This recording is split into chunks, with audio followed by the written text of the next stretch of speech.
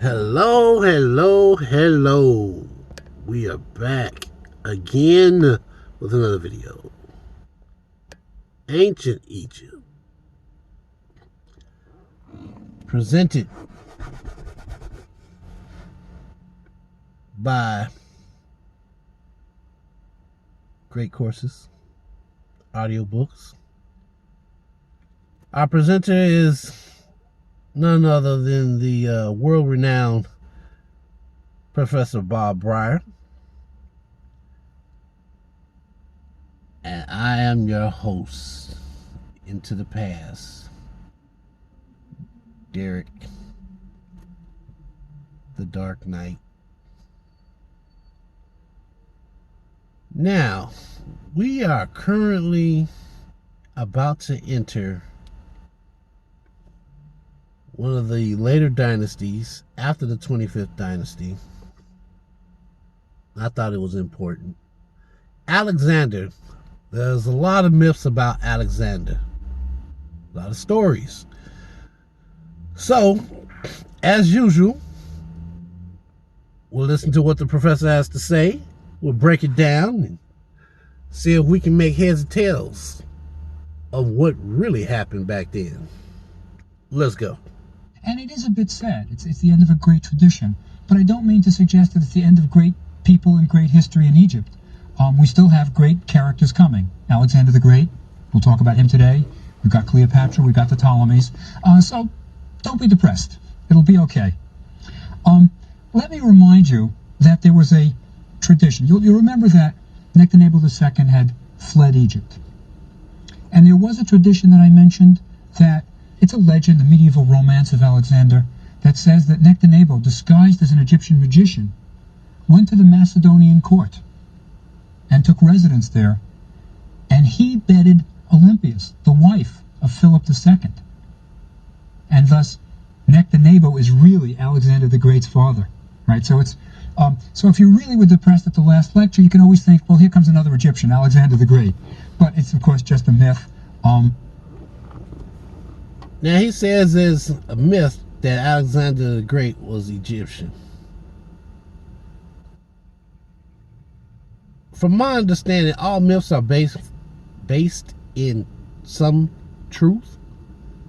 So my question to that is, what what the hell was he doing that the people was like, nah, he can't be Macedonian. He gotta be one of us. Nah, that nigga ain't Greek. He gotta be one of us.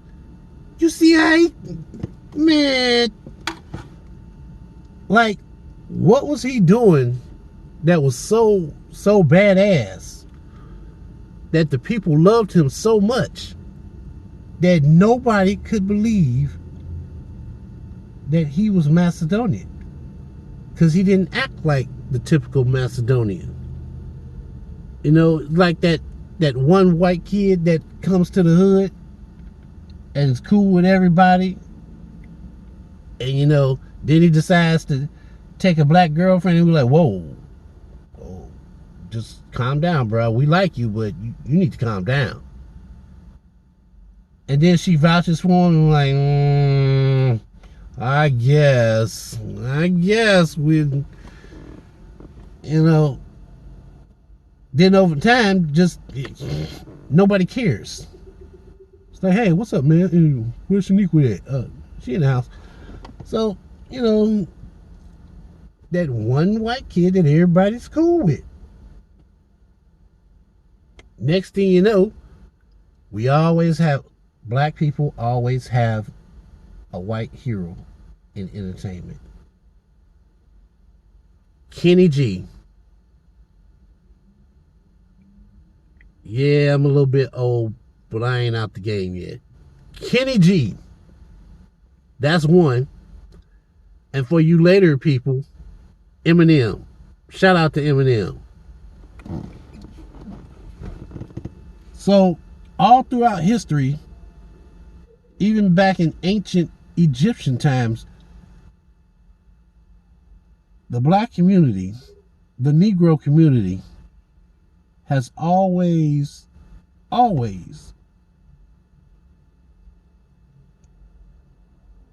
indoctrinated at least one white person. Somebody who saw the world through our perspective. You know, they went against the grain. Oh, them people ain't so bad. Why y'all always bash them? You know, the type of white person that if it came down to it, they'd be down with us instead of their own people. But then you got to think about what are they thinking about us? Are we just friends and allies, or do they consider us their people? So Alexander rolls into town, defeats the standing army, because by this time, you know, you got all kinds of foreigners trying to grab at the royal seat. So what's really going on? What did Alexander do to become so loved? And why does he have the title great in front of his name, behind his name? Alexander the Great. Let's find out. Alexander is a Macedonian. He's Greek. Now, Alexander's career really falls into three different sort of parts. It's Alexander as a general, Alexander as Pharaoh of Egypt, and then Alexander the Great, the legend. Let's start with Alexander as a general. Philip II, his father, king of Macedon, was assassinated. Alexander's approximately 20 years old, and he takes command of the army. They are, of course, battling the Persians. And Alexander, even as a young boy, was loved by the soldiers. They would follow him anywhere. And he takes up his father's battle, fighting the Persians, and defeats Darius at Issus, defeats the Persians. And with the Persians defeated, where is the place that he goes? Egypt. Egypt. It's where Napoleon said all great men have to go to begin, right? And Napoleon was, of course, following in the footsteps of Alexander. Alexander enters Egypt. Now, he doesn't enter it as a conqueror of Egypt. I think he really must have been entering as a liberator. You know, remember those stories of Herodotus and, Cambyses and what the Persians had done to the Egyptians. The Egyptians must have been relieved. Here comes somebody. Now, Alexander enters with a different mindset, a different attitude from the other foreigners. Remember, he's Greek. And how did the Greeks view Egypt? They revered it. Remember, Herodotus and everyone else is saying, we get our culture from Egypt. Greeks wanted to be like the Egyptians. I mean, in a sense, this is 332 BC, but the Greeks are now Johnny-come-latelys. They're new on the planet. Homer is only constructing his Iliad and Odyssey around 900 BC. So the Greeks are newcomers, and they love to be associated with the Egyptians. So Alexander enters Egypt, and in a sense, he wants to be Egyptian. Now, when I say he wants to be Egyptian, he wants to be an Egyptian pharaoh. Why? Because the Egyptian pharaohs were the only rulers who were gods. Right? There's a sort of step up for any ruler to be pharaoh. Remember, other foreign rulers tended to rule, from the palace in Assyria and Persia. He comes into Egypt. Now, how do you become a god? Right? What is he going to do? Well, there are three events that take place in Egypt with Alexander. We are not 100% sure of the order in which they take place, but the three events are: he goes to the Siwa Oasis, and I'll talk about that one first. He is crowned as pharaoh, and he establishes Alexandria, the city. Okay? But let's talk about Siwa. Now, why go to Siwa? Let me describe Siwa. I've been there many times. Wonderful place. Wonderful. So before he gets into that, because I have no idea what he's about to say, on the subject of appropriation, how did we get there? How did we get to appropriation? A good thing turned bad. Alexander wanted to be godlike. So, he goes into Egypt, liberates the people, and they nominate him Pharaoh. They crown him Pharaoh, the God King, the one and absolute ruler. So it's the royal court, the Pharaoh, and gods themselves.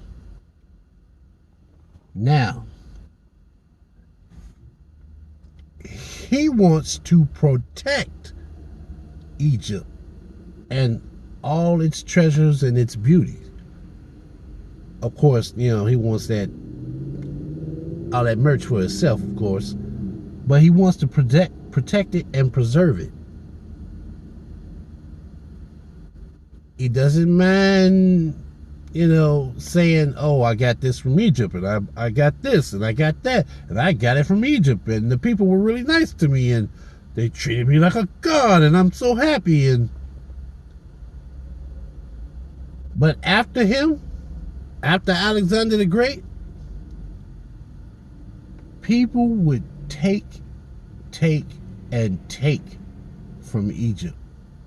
And then they start taking from other parts of Africa, and they will get no props to Africa. Where did you get this? Oh, I got it in Africa. Where at? It doesn't matter.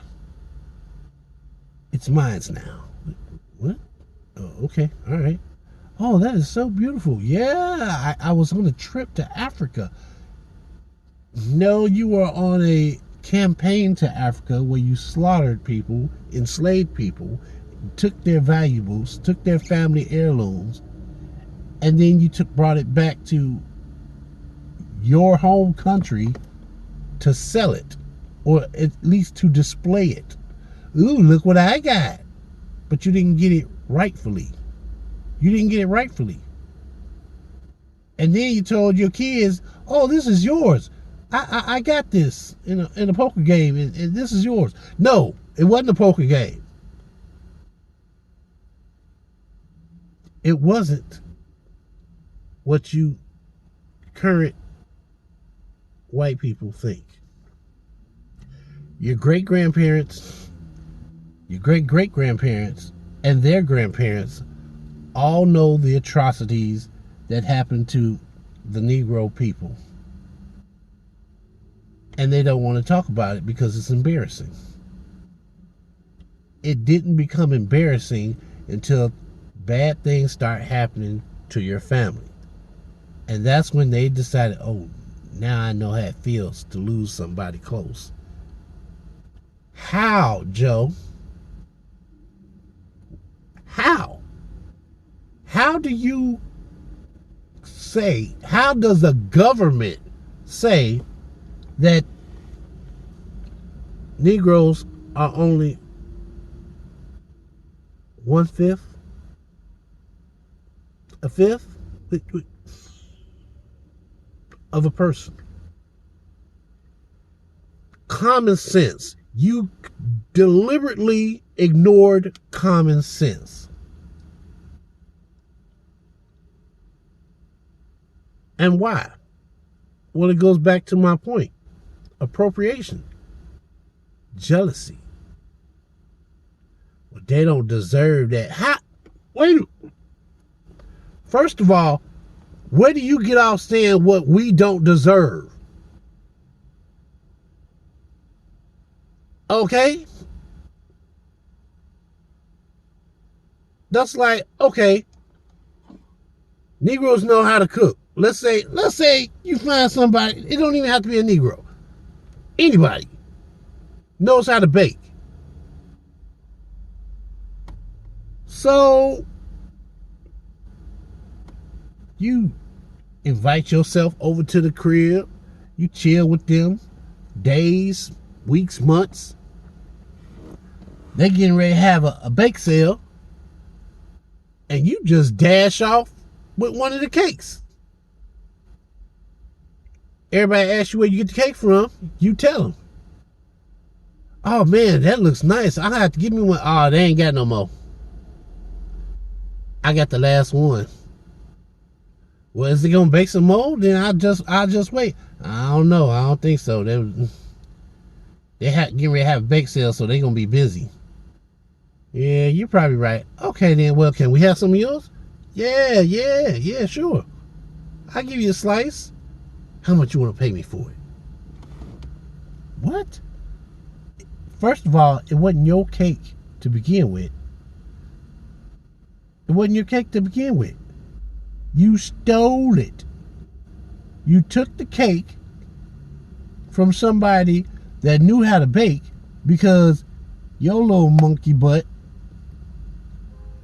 didn't want to put in the work. Or you just don't have the skills. It's okay to admit that you can't do something. I read somewhere, and what was it? It was a while back. A wise man knows that he doesn't know everything. So after finishing that book, I believe it was a book, after finishing all that up, I decided for myself, is it better to have knowledge or is it better to be wise? My thinking now is that it's better to be wise. You can have all the knowledge in the world, but if you don't know how to apply that knowledge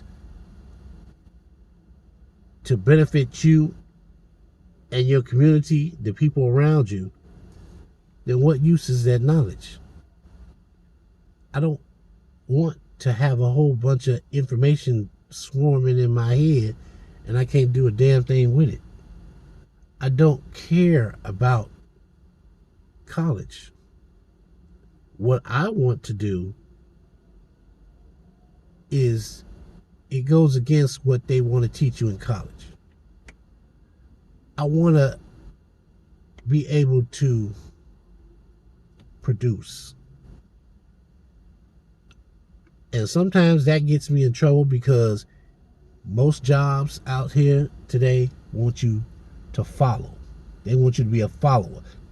Like the old saying is, I don't pay you to think, I pay you to do. And then as soon as they get their ass into a financial bind, the government bailing them out.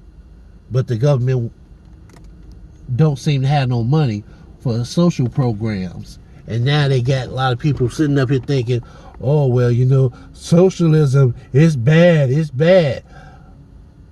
You giving out money left and right, thousands, tens of thousands of dollars to banks and other companies because they mismanage the money.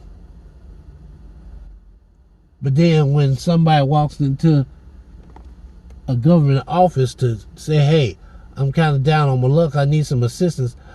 Oh, well, according to your last job report, you made too much money. That's gross. That's not net. So everybody's just going to rip me off? And you're not going to do nothing. You're not going to help me out.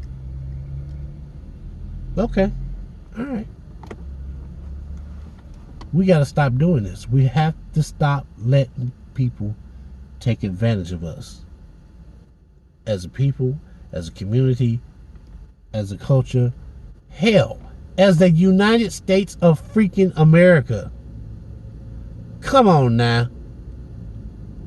The United States of America was not founded, it was founded by one group of people. But in order to become the superpower that it was known as, it took many different groups of people all throughout history.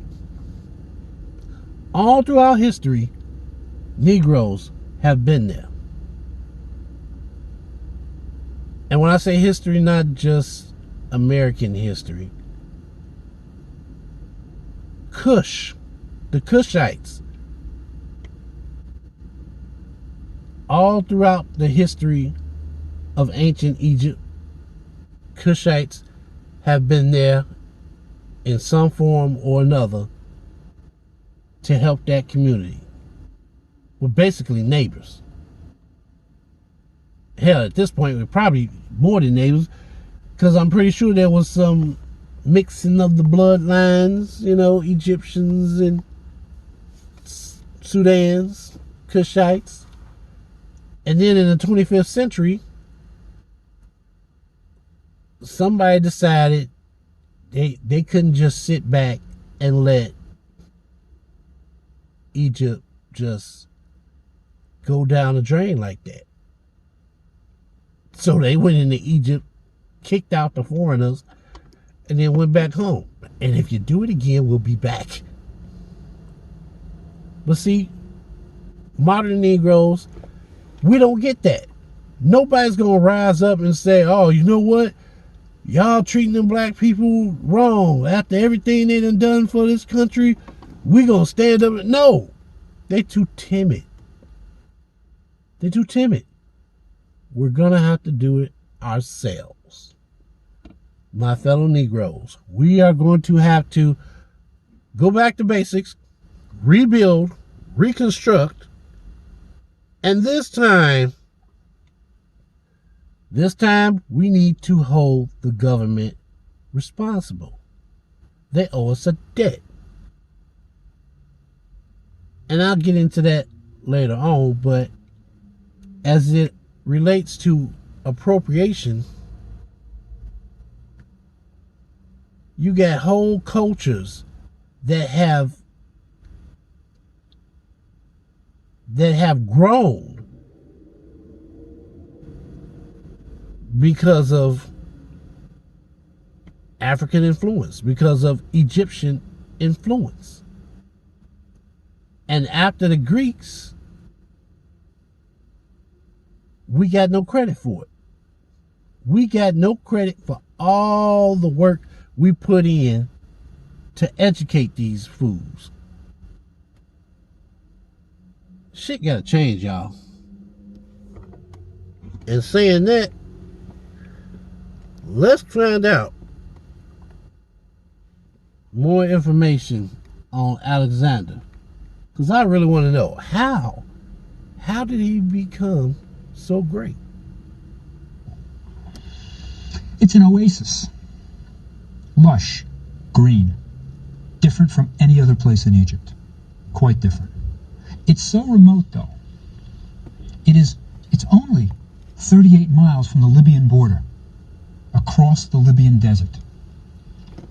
Far away from the Nile, far away from the big cities of Memphis, Thebes, isolated. It's so remote that up until fairly recently, the inhabitants of Siwa, of this oasis, didn't speak Arabic. Now, the Middle East speaks Arabic. These people spoke Berber. Language of the nomads, right?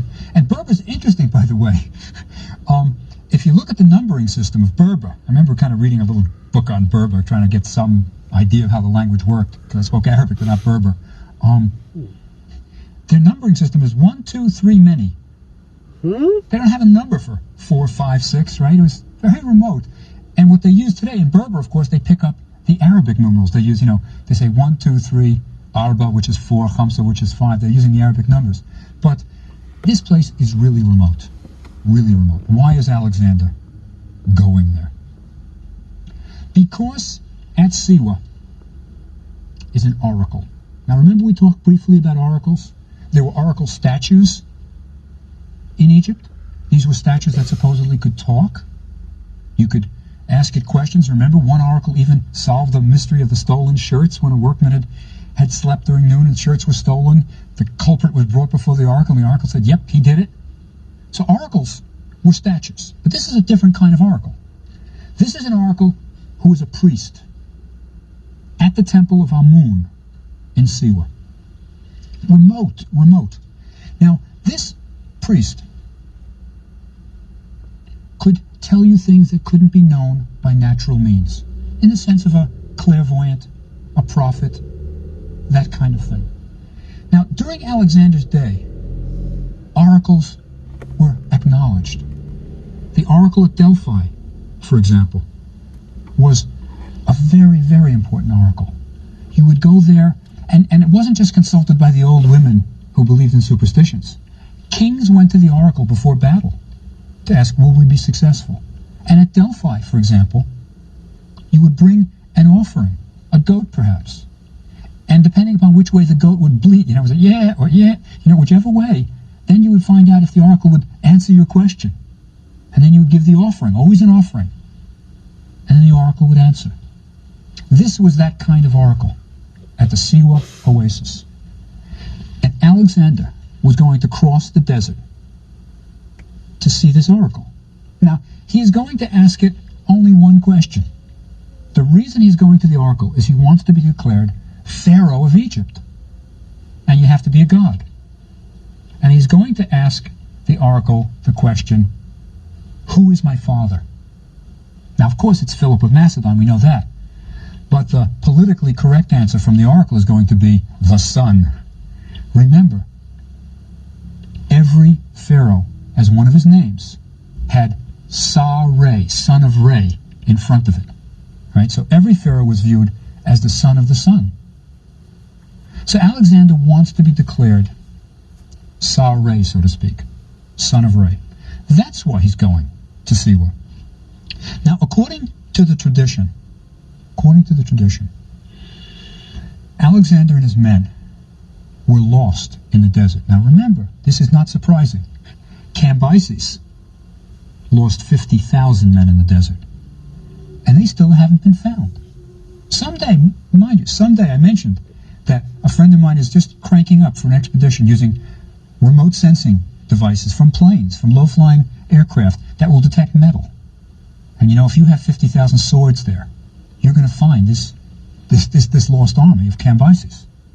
But Cambyses lost 50,000 men, and Alexander knew that tradition, but he was crossing the desert. And according to the tradition, legend we have about Alexander, he got lost, and the men were dying. And they saw crows, black crows, that led them to Siwa. They followed the crows. Now, this sounds a little bit sort of hokey, a little bit mythological, but it's not quite so crazy. If you're in the middle of the desert, crows don't necessarily live in the desert. They're going to go to where there is food, not unlike Noah's Ark, and seeing the dove, and yes, there's land somewhere, in the same way naval men, know that land's near, you see birds. So they follow the crows into Siwa. And when Alexander entered Siwa, it must have been like a paradise. It's green, lush. It has pools bubbling up, dates hanging on trees, just idyllic. But Alexander didn't come to eat the dates. He came to see the oracle. Now, the temple of the oracle is high on a hill. Very impressive sight. It's in the middle of Siwa, above the tree line. You can look from a hill all the way down and you see the temple. It was the temple of Amun, right? The most important god in Egypt during the late period. Amun. But during Alexander's time, when Alexander was brought there, he's working through an interpreter, undoubtedly. He was told it's the temple of Zeus Amun. See, they're making it sort of comprehensible to Alexander. Amun is Zeus, so it's Zeus Amun. And again, remember, the Greeks said, we get our gods from the Egyptians. This wasn't anything new to Alexander. So Alexander is taken to the temple. He approaches. We don't know exactly what he saw. He would have certainly brought an offering, something like a goat. And he probably wasn't permitted to enter into the Holy of Holies, the innermost recess. That adds to the mystery. Those priests knew what they were doing. They wanted to keep you out, and there's probably incense burning. But Alexander indeed asked his question. Who is my father? And he got the politically correct answer. The son. So Alexander, by this revered oracle at Siwa, was declared a god. A god. That's going to be the start of the legend, you'll see. Now, we have two other events in Alexander's career in Egypt. It's a brief career. He's going to leave soon. He's going to leave soon. But the other two events are that he's crowned as pharaoh. Probably in Memphis, that capital city from the days of practically from Narmer. And he wears the double crown. Interestingly, by the way, there is a temple. If you go to Luxor, Egypt, the ancient city that the Greeks called Thebes, the Waset of the ancient Egyptians in the south, there's a temple built by Alexander the Great. And his name is in a cartouche, just like the other pharaohs. Interesting, by the way, it was a little bit of a problem. How do you spell Alexander in hieroglyphs? There's no... Yeah. Good question. Very good question. So Alexander, as a general, he learned a lot from his father. Yes, he did. Alexander as a pharaoh.